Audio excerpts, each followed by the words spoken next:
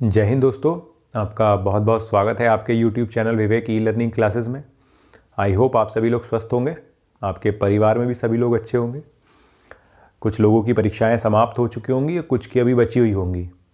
2 phase complete हो चुके हैं, ठीक है, आपके एग्ज़ाम के, और 3rd फेज़ चल रहा है और लगभग ये भी 2 से 4 दिन बाद ये सारा खेल ख़त्म हो जाएगा आपका एग्ज़ाम का। तो एग्ज़ाम तो आपके समाप्त हो गए हैं, सबकी परीक्षाएं अलग अलग आए, किसी का हार्ड आया, किसी का इजी आया, किसी को अपनी शिफ्ट बहुत टफ लगी, किसी को अपनी बहुत आसान लगी।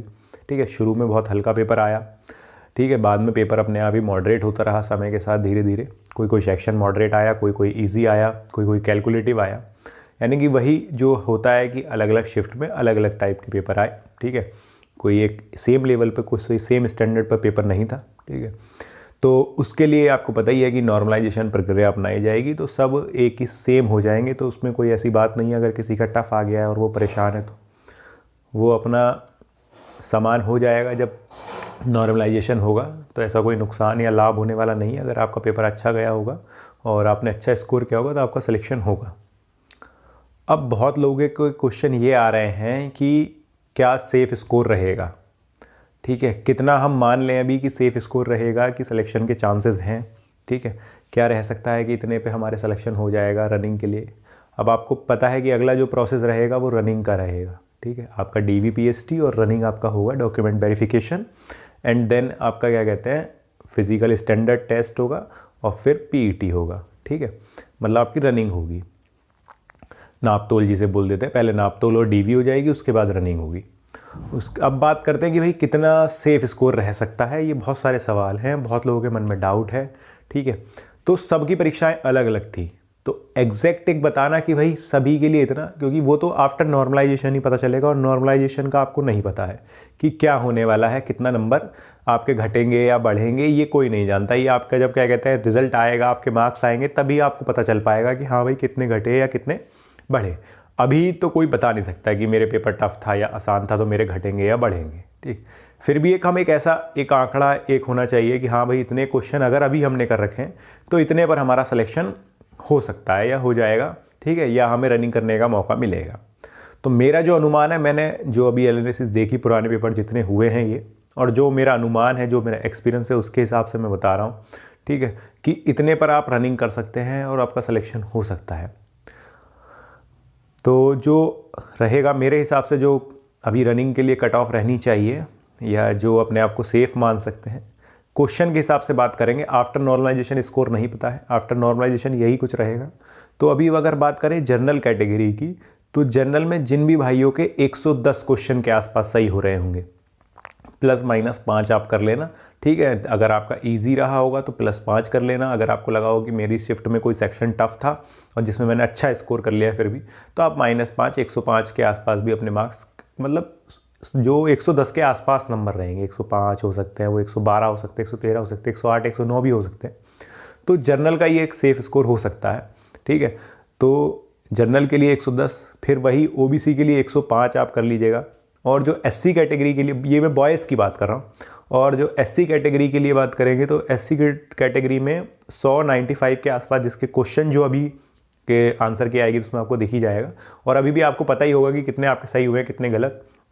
तो इतने अगर क्वेश्चन किसी के सही हो रहे हैं 95-100 के आसपास SC के, ठीक है, उसके आसपास में, और वही शिफ्ट के अकॉर्डिंग अपना लगा लेना 5 नंबर। अगर आपको लग रहा होगा कि आपकी टिफ शिफ्ट जो थी ज़्यादा कठिन आई थी तो -5 कर लेना। अगर आपको लग रहा हो तो ईजी आई थी, काफ़ी ईजी आई थी, बहुत अच्छा स्कोर किया था, तो आप +5 कर लें। इसके आसपास ही कहीं आप देखेंगे कि रनिंग के लिए कॉल आएगी। ठीक है, रनिंग के लिए बुलाया जाएगा। बात करें अगर गर्ल्स की, तो गर्ल्स में अगर जनरल की बात की जाए तो जनरल का जो रहेगा वो मेरे हिसाब से 100 पे आपका सिलेक्शन हो जाना चाहिए। ठीक है, 100 जिसके जनरल में लड़कियों के होंगे, और आपको पता है कि मिनिमम क्वालिफिकेशन तो होनी चाहिए, मतलब जो क्राइटेरिया था वो क्वालिफाई होना चाहिए, जो कि 35% तो हर सेक्शनल है और ओवरऑल 50%। उसके बाद हम ये बात कर रहे हैं, ये जिसका क्लियर होगा उसके बाद, जिसके 35 नंबर बन रहे होंगे चारों सेक्शन में और ओवरऑल 50% बन रहा होगा, उसके बाद हम बात कर रहे हैं कि इतनी इतनी कट ऑफ रहेगी। तो गर्ल्स में मैंने कहा कि जनरल की जो है 100 के आसपास, वही OBC की 95, और SC कैटेगरी में अगर आप क्वालिफाई कर लेंगे 90 है या वो भी, तो आपका सिलेक्शन के चांसेस हैं। ठीक है, और बात अब EWS की रह गई है कि EWS में क्या होगा। गर्ल्स और बॉयज़ दोनों में। तो अगर बॉयज़ की बात करें तो ओबीसी के आसपास कट ऑफ रहेगी, ईडब्ल्यूएस की भी, ठीक है, उसके या तो ज़्यादा या कम 2-4 नंबर, ज़्यादा इतना डिफर नहीं मिलेगा देखने को। यही सेम केस आपका क्या कहते हैं गर्ल्स के साथ भी होगा ईडब्ल्यूएस में। हाँ, जनरल से कट ऑफ ऑब्वियसली इसकी कम रहेगी ईडब्ल्यूएस की, ठीक है। तो अगर आपके इतने क्वेश्चन आपके सही हैं अभी और आपको लग रहा है कि हाँ इतने क्वेश्चन मेरे सही हो जाएंगे या इससे ज़्यादा सही हो जाएंगे, तो मेरा यही सजेशन है कि आप बिना देर किए, बिना आंसर की का इंतज़ार किए, बिना उसके आप अपनी रनिंग की प्रैक्टिस स्टार्ट कर दीजिए, ठीक है। क्योंकि आपको रनिंग में बहुत कम समय मिलेगा, ये मान के चलिए कि आपको रनिंग में बहुत ही ज़्यादा कम समय मिलेगा। और अगर ये स्थिति रही एकदम वाली तो रनिंग में बहुत लोग बाहर होंगे, बहुत ज़्यादा लोग बाहर होंगे, ठीक है। तो ये स्थिति भी बन सकती है। तो मेरी जिनका एग्ज़ाम हो चुका है और जिनके इतने मार्क्स बन रहे हैं, उसके आसपास भी बन रहे हैं, ठीक है, अगर इससे कम भी बन रहे हैं, थोड़े बहुत 5-10 नंबर कम भी बन रहे हैं, तो वो भी अपनी रनिंग की प्रैक्टिस स्टार्ट कर दे और रनिंग अपना शुरू कर दे। रनिंग का आपको पता होगा कि रनिंग जो है आपकी बॉयज़ के लिए 4.8 किलोमीटर 28 मिनट में है, ठीक है, और गर्ल्स के लिए 2.4 किलोमीटर है 16 मिनट में। तो अपनी रनिंग की प्रैक्टिस कर दीजिए, कैसे रनिंग आपको इम्प्रूव करनी है, क्या करना है। अगर आप बिगनर हैं या कभी दौड़े नहीं हैं तो उस पर भी हम बात कर लेंगे, ठीक है। अगर आपके कमेंट इस हिसाब से रहेंगे कि हाँ इस पर बात करनी है, तो उस पर भी हम बताएंगे आपको कि कैसे आप तैयारी शुरू कर सकते हैं, कैसे मैंने की थी, ठीक है। क्योंकि मेरे साथ भी ये सेम दिक्कत थी कि मेरे से रनिंग नहीं होती थी और अभी तक मुझे फोबिया है रनिंग को लेके, और मैंने क्वालिफाई भी किया, और कैसे कैसे क्या कहते हैं मुझे कौन कौन सी समस्या आई और कैसे मैंने उन्हें टैकल किया, उसके बारे में बात करेंगे उसमें। अब बात करते हैं कि कुछ भाई जो एसआई के बाद आगे तैयारी करना चाहते होंगे, ठीक है। बहुत लोगों का एम होता है कि नहीं रुकना है, आगे तक जाना है। आगे तक जाना है यानी कि आप अब एसआई की अगर आप क्लियर कर लेंगे तो उसके बाद आगे आपके पास ऑप्शन बचते हैं।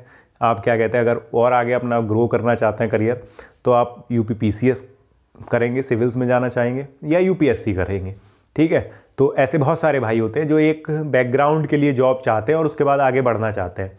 तो जो भी ऐसे भाई हैं जिन्हें तैयारी करनी है, तो मेरा तो यही सजेशन रहेगा कि वो रुके ना।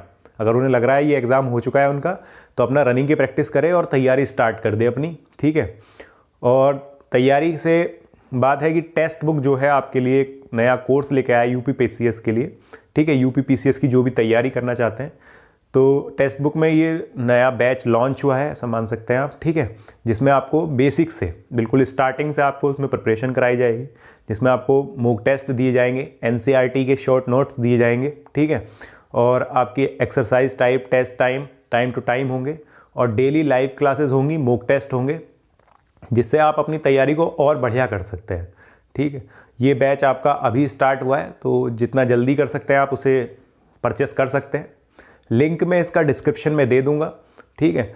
और यदि आपको डिस्काउंट चाहिए इस पर, तो आप हमारा कोड विवेक10 यूज़ कर लेना, ठीक है। आपको इस पर डिस्काउंट मिल जाएगा। और अगर आप चाहते हैं कि आगे हाँ बढ़ना है, आपको तैयारी करनी है, तो टाइम मत वेस्ट कीजिएगा, ठीक है। वेट के चक्कर में बहुत चीज़ें ख़राब होती हैं। आप तैयारी स्टार्ट कर दीजिएगा, और बहुत बढ़िया प्लेटफॉर्म है टेक्स्ट बुक, ठीक है। अभी तक जैसे आपने एसआई के एग्ज़ाम में भी देखा कि बहुत लोगों के कमेंट थे पहले कि ईजी बनाता है, ये है, काफ़ी बढ़िया काम रहा। और जो पेपर का स्टैंडर्ड रहा वो भी लगभग सेम ही रहा और अच्छा रहा। बाद में इम्प्रूव भी हुए टेस्ट, और उसी हिसाब से पेपर भी आ रहा है। ज़्यादा भारी का भी कोई सीन नहीं था, जैसे और टेस्ट सीरीज़ आ रही थी बहुत टफ आ रही थी, उसका एग्ज़ाम से कोई रोल नहीं रहा, कोई लेना देना नहीं रहा, ठीक है। तो ये आप देख सकते हैं, लिंक मैं डिस्क्रिप्शन में डाल दूंगा, आप चेक कर सकते हैं। और उसमें फ्री क्लासेस भी हैं, आप जाकर मॉक क्लासेस भी ले सकते हैं फ्री, आप ट्रायल के लिए, ठीक है। उसके बाद आप परचेस कर सकते हैं।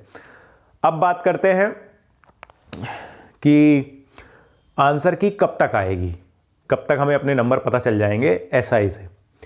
तो आंसर की जो अनुमानित तिथि है, जो टेंटेटिव है, जो यूपीएसआई 2016 की बात करें तो 1 हफ्ते बाद ही आंसर की आ गई थी, ठीक है। हमारे वाले एग्ज़ाम में एग्ज़ाम खत्म होने के तुरंत 1 हफ्ते बाद आंसर की आ गई थी, ठीक है। जिसे आपत्ति थी वो आपत्ति कर सकता था, इस सब के लिए समय दिया गया था फिर। तो जो अनुमान है, आपके 2 दिसंबर को आपके सारे शिफ्ट के एग्ज़ाम ख़त्म हो जाएंगे। उसके बाद अगर ज़्यादा से ज़्यादा मेरा जो अनुमान है 15 से 20 तारीख तक आपको आंसर की देखने को मिल जाएगी। इवन इससे पहले भी हो सकता है कि आप आंसर की 10 या 15 के बीच में आपको आंसर की देखने को मिले, क्योंकि इस टाइम भर्ती कराने का प्रेशर सबसे ज़्यादा है सभी पर। आपको पता ही है, चुनाव के कारण ये सब भर्तियाँ निकाली गई हैं, उन्हें सब भुनाना चाहते हैं, तो जल्दी से जल्दी ही है सभी को।